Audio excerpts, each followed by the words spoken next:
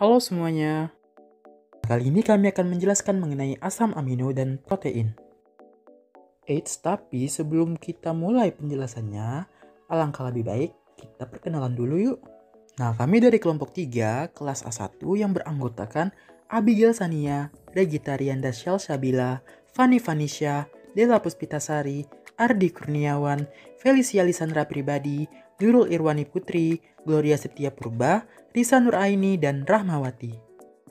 Dan juga Bapak Hadi Kurniawan S-Farm MSc APT selaku pengampu praktikum biokimia farmasi. Baiklah, tanpa berlama-lama lagi, mari kita lanjut ke materinya. Tahu, tempe, telur merupakan contoh dari makanan yang mengandung protein. Protein merupakan suatu senyawa yang sangat bermanfaat bagi tubuh kita. Mungkin di antara kita masih banyak yang belum mengetahui mengenai protein maupun asam amino seperti fungsinya maupun sifatnya serta metode pengujiannya. Oleh karena itu, pada kesempatan kali ini kami akan membahas mengenai topik tersebut, yaitu asam amino dan protein. Nah, tujuan atau sasaran pembelajaran pada kali ini yang pertama, mahasiswa mampu melakukan isolasi kasein dari sampel susu.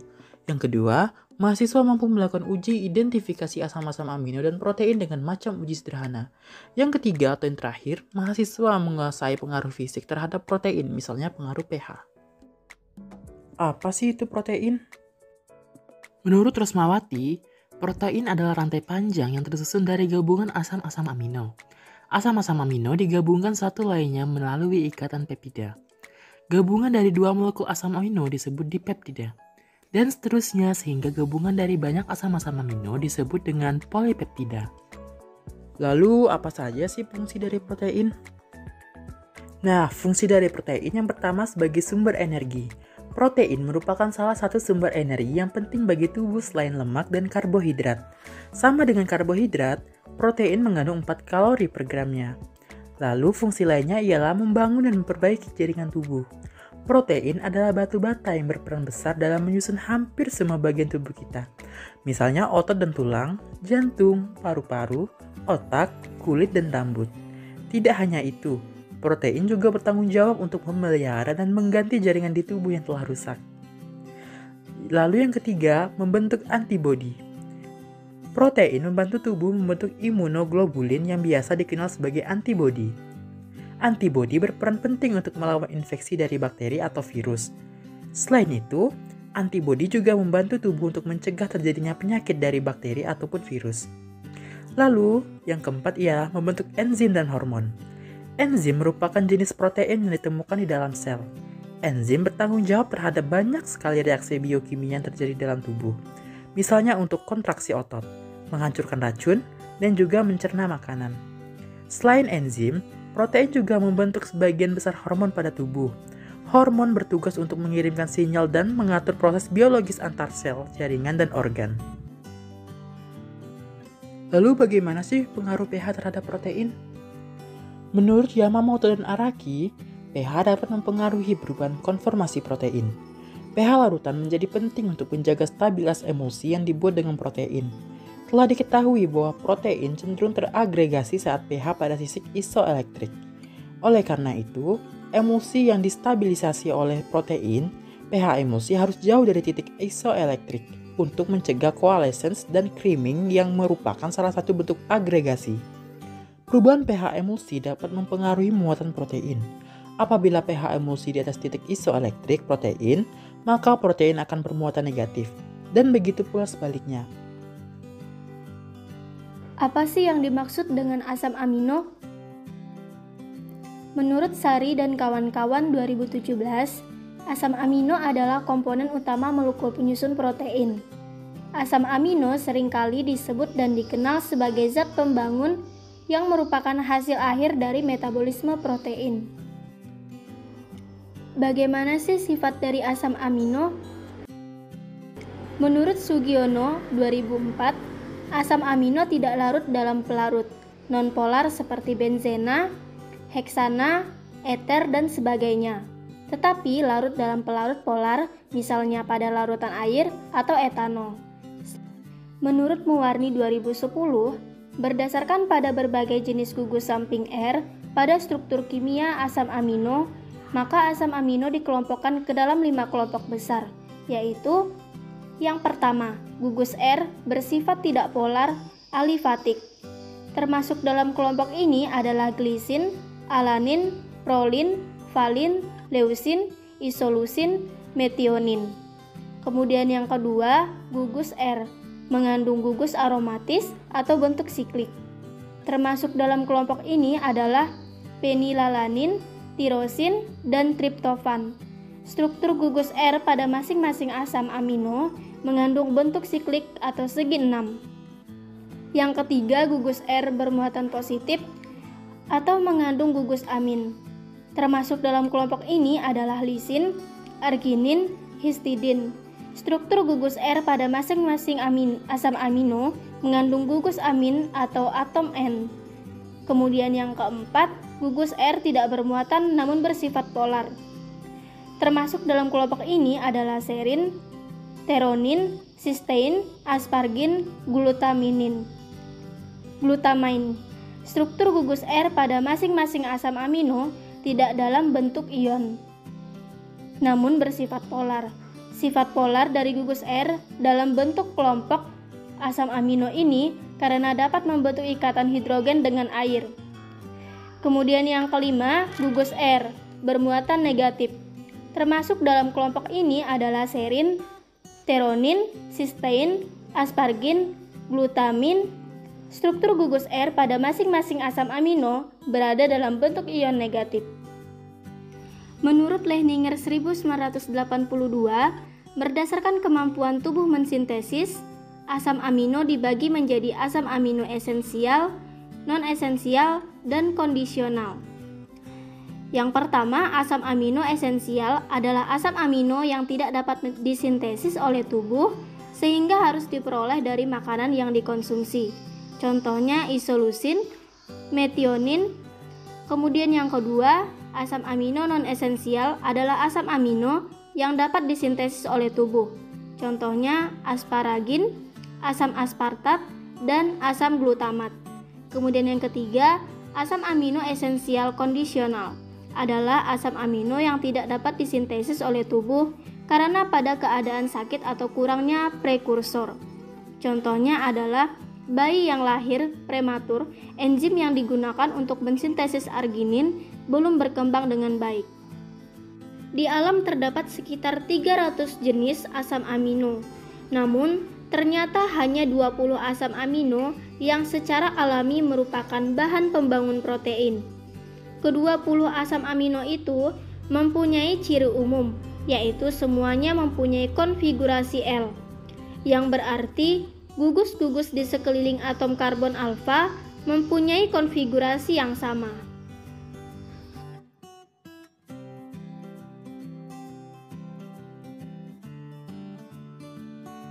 Selanjutnya, ada beberapa uji yang dapat dilakukan untuk mengidentifikasi asam amino maupun protein. Yang pertama, ada uji Biuret.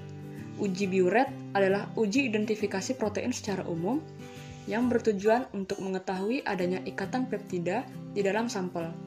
Dalam larutan basah, ikatan peptida dan reagen Biuret memberikan warna ungu atau violet dengan tembaga 2 sulfat. Yang kedua, ada uji Santo-Proteat. Uji Santo-Proteat adalah uji identifikasi protein yang memiliki asam amino dengan struktur aromatik atau cincin benzena. Reaksi uji ini adalah asam nitrat pekat. Jika ditambahkan protein ke dalamnya, akan terbentuk endapan putih dan berubah menjadi warna kuning atau jingga jika dilakukan pemanasan. Yang ketiga, ada uji Milon. Uji Milon umumnya digunakan dengan tujuan untuk menunjukkan adanya asam amino tirosin pada suatu zat.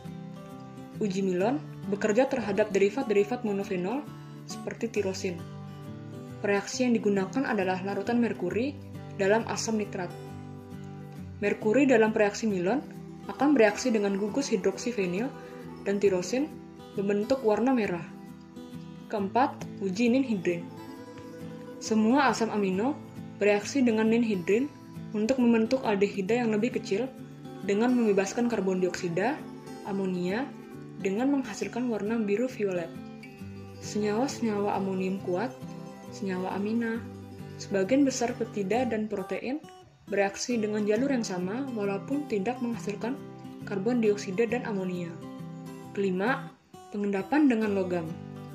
Tujuannya untuk mengetahui adanya pengendapan protein dengan penambahan logam berat. Prinsip dari uji pengendapan logam adalah protein akan menggumpal ketika mencapai titik isoelektrik.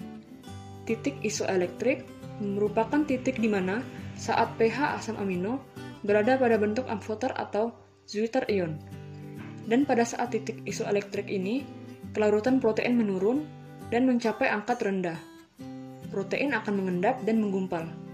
Pada saat titik isoelektrik ini, jumlah kation dan anion yang terbentuk sama banyaknya. Keenam, pengendapan protein dengan larutan garam konsentrasi tinggi. Bertujuan untuk memperlihatkan bahwa sebagai makromolekul yang larut dalam bentuk larutan koloid, protein dapat dipisahkan satu dengan yang lainnya dengan larutan garam konsentrasi tinggi.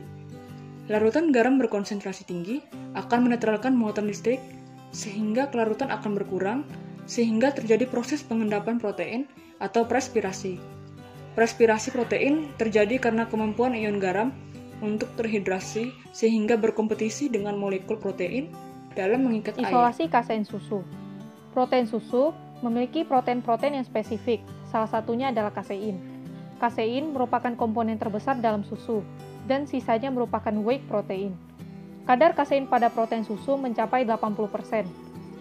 Protein memiliki pH isoelektrik tertentu. pH isoelektrik merupakan nilai pH di mana jumlah muatan listrik positif sama dengan muatan negatifnya. Pada pH isoelektrik, protein tidak bermuatan positif maupun negatif, sehingga dapat membentuk agregat. Sifat inilah yang digunakan untuk memisahkan atau mengisolasi protein dari susu. Kasein dapat diendapkan menggunakan asam, enzim renik, dan alkohol.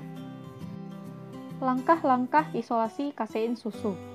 Yang pertama, sebanyak 25 ml susu cair dan atau 10 gram susu bubuk dilarutkan dalam 25 ml Aquades ke dalam gelas beker. Kemudian, susu sebanyak 50 ml tersebut dipanaskan di atas hot plate pada suhu 40 derajat Celcius. Ditambahkan buffer asetat setetes demi setetes sambil diaduk hingga semua kasein mengendap. Dinginkan dan saring endapannya. Cuci endapan dengan sedikit air dan suspensikan kembali dengan 25 ml etanol. Selanjutnya disaring. Cuci endapan yang ada di kertas saring dengan 25 ml ether. Endapan diperoleh. Kasein dikeringkan dengan disebarkan bubuk kasein pada kertas aluminium. Lalu dikeringkan di dalam oven pada suhu 100 derajat Celcius dalam waktu 15 menit. Hasil uji kasein susu. Volume awal kasein 3% didapatkan 24,06 mili. Persen bobot per bobot didapatkan dengan bobot akhir dibagi bobot awal dikali 100% dan diperoleh 9,025%. Persen bobot per volume didapatkan dengan bobot akhir dibagi volume awal dikali 100% dan diperoleh 2,88%. Pada uji Biuret dilakukan dua percobaan. Percobaan yang pertama, langkah-langkahnya, dilarutkan kasein 3% dan dimasukkan sebanyak 2 mili ke tabung reaksi. Ditambahkan NaOH 10% sebanyak 2 mili dan 1 tetes CuSO4 0,1%. Diamati perubahan warna yang terjadi. Jika tidak ada perubahan warna, ditambahkan CuSO4. Dilakukan juga pada larutan albumin 2%. Hasil yang diperoleh pada kasein 3%, perubahan warna yang ditunjukkan adalah warna ungu yang menandakan adanya ikatan peptida. Pada albumin 2%, perubahan warna yang terjadi adalah ungu yang menunjukkan adanya juga ikatan peptida. Pada percobaan kedua, langkah-langkahnya, yang pertama, disiapkan 2 tabung reaksi, dimasukkan masing-masing larutan albumin telur dan larutan kasein 3%. Ditambahkan 1 mili NaOH 2,5N dan diaduk. Ditambahkan 1 tetes CuSO4 0,01 m dan diaduk. Diamati perubahan warna yang terjadi. Jika tidak ada perubahan warna, ditambahkan CuSO4.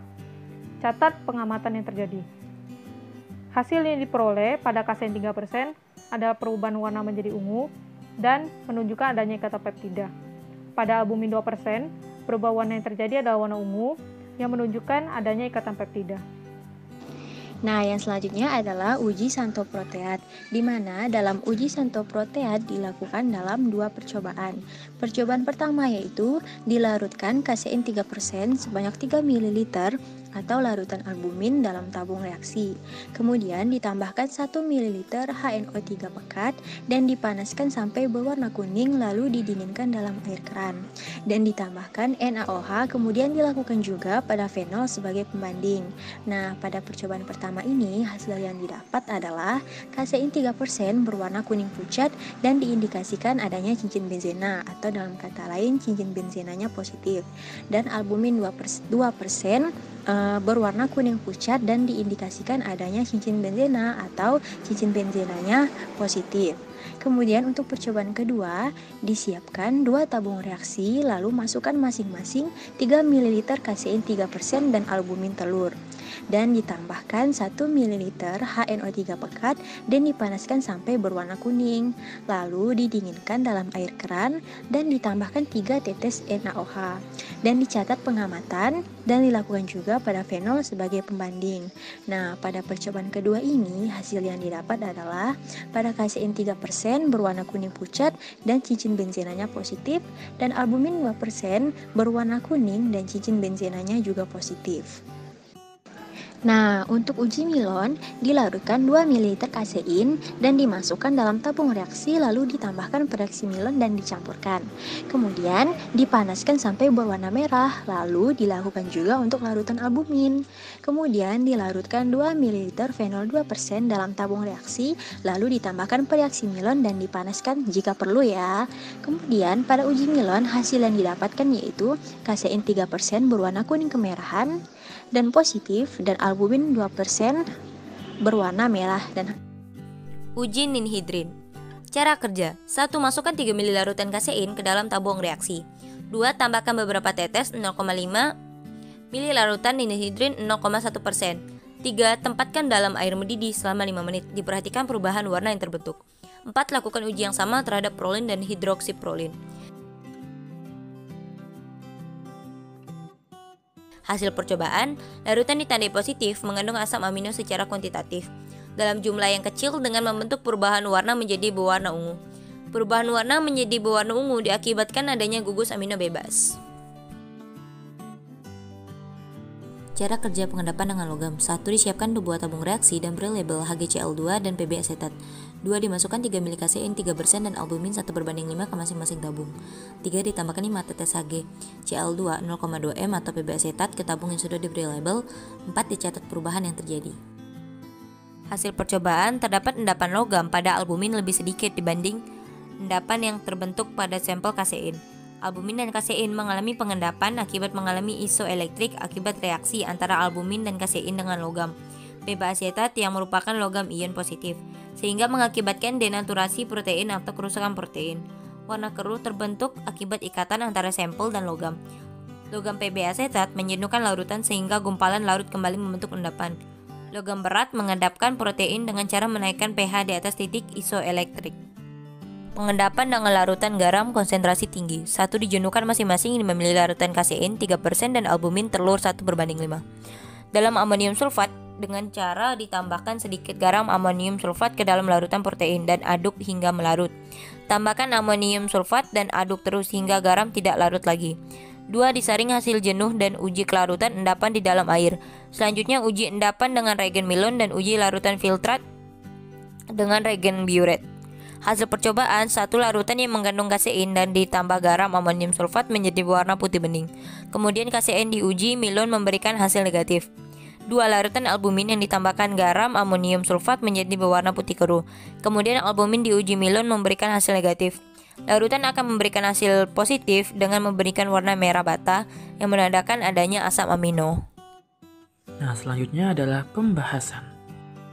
Isolasi protein dilakukan dengan melarutkan 25 ml susu ke dalam 25 ml Aquades. Penambahan buffer asetat pada saat kondisi sampel panas dapat menaikkan konsentrasi ion H+.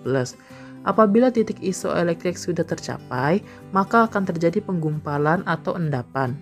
Pencucian dengan N-heksana untuk membersihkan kotoran pada sampel, bobot hasil kasein dengan nilai persen bobot per bobot sebesar 9,025%. Kemudian nilai persen bobot per volume dengan volume 25 ml sebesar 2,88%. Pada uji biuret dilakukan penambahan NaOH dan CuSO4 sebagai reaksi biuret. Hasil tersebut menunjukkan perubahan warna menjadi ungu, yang artinya positif. Pada uji santoproteat, penambahan HNO3 untuk memecahkan protein dan terbentuk endapan. Lalu dipanaskan hingga terbentuk warna kuning yang artinya positif. Pada uji Milon, sampel ditambahkan dengan reaksi Milon.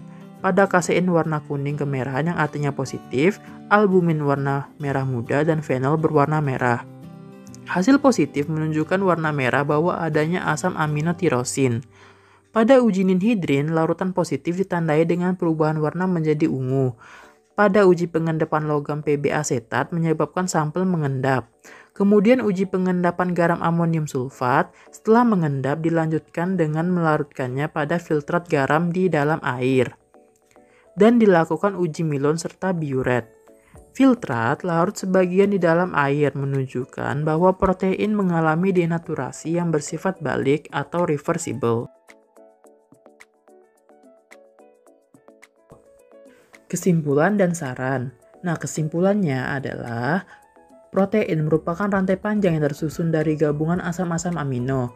Uji-uji sederhana yang dapat dilakukan untuk mengidentifikasi asam-asam amino maupun protein diantaranya adalah uji biuret, uji santoproteat, atau uji Milon yang mana pada pengujian kali ini menghasilkan hasil positif untuk setiap ujinya. Lalu untuk sarannya, pengulangan percobaan untuk mengidentifikasi asam-asam amino dan protein dapat dilakukan lebih banyak lagi agar didapatkan perbedaan yang nyata apabila ada di setiap percobaannya. Sumber protein yang digunakan untuk percobaan juga dapat diganti dengan sumber protein lain, misalnya kedelai. Nah, berikut adalah daftar pustakanya. Nah, sekian yang dapat kami sampaikan. Terima kasih atas perhatiannya dan mohon maaf apabila terdapat kekurangan. Kami akhiri dan sampai jumpa.